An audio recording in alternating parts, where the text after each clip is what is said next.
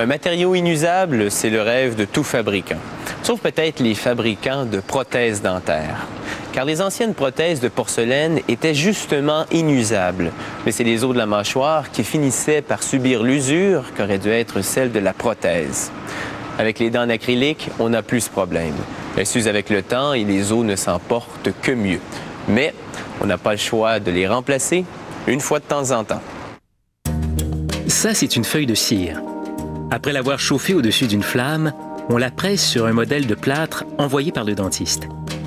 Les techniciens de laboratoire l'utilisent pour préparer le porte-empreinte, dont le dentiste se servira pour fabriquer un moule en caoutchouc plus précis. Ils appliquent une résine acrylique sur le revêtement de cire et forment une poignée afin de pouvoir l'enlever par la suite. Dès que l'acrylique a durci, ils le retirent et se débarrassent de la cire. Le dentiste remplit alors de caoutchouc ce nouveau porte-empreinte en acrylique. Dernier remplissage avec du plâtre pour fabriquer un nouveau modèle plus précis que le précédent. Il servira à fabriquer la partie supérieure de la prothèse.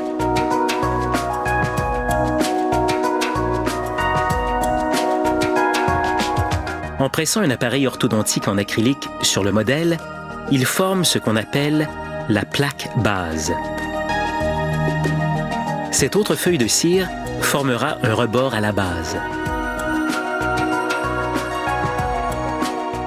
Ce nouveau modèle retourne maintenant dans la bouche du patient pour un autre ajustement. Puis, retour au laboratoire où les techniciens choisissent les dents qui imiteront le mieux celles du patient.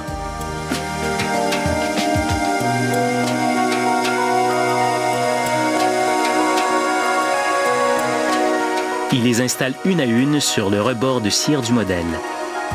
Un dernier aller-retour chez le dentiste permettra ensuite d'effectuer l'appareillage final. Il faut s'assurer que tout est bien centré et que l'alignement des dents du patient est correct.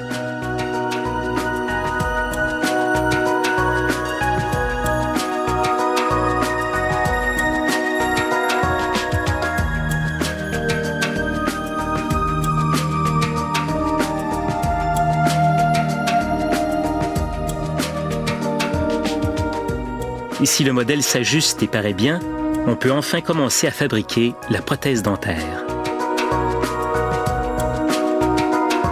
On commence par placer le modèle à l'intérieur d'un support spécial, puis on attache les canaux à travers lesquels l'acrylique sera injecté.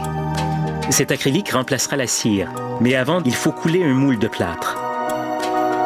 Une fois le plâtre séché, il suffit de le submerger dans l'eau chaude pendant 5 minutes pour faire fondre la cire à l'intérieur.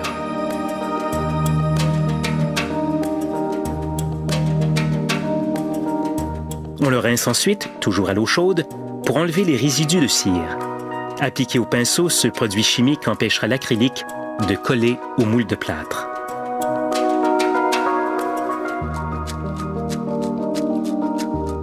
Grâce à un piston à air, l'acrylique pénétrera à l'intérieur du moule de plâtre.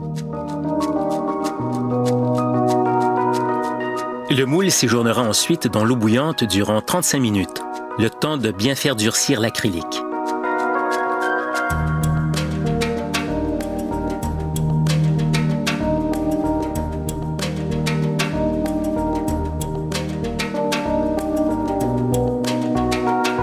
Le moufle refroidi, on peut enfin briser le plâtre et révéler de nouvelles dents solidement enracinées. Un peu de finition suffira à les rendre plus vraies que nature.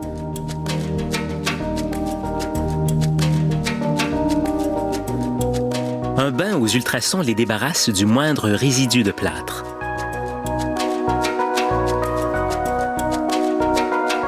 Un petit polissage à la pierre ponce et un peu de pâte à polir pour une brillance optimale.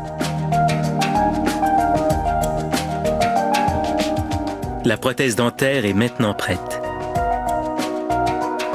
Lorsque seulement quelques dents manquent à la pelle, on optera plutôt pour un partiel.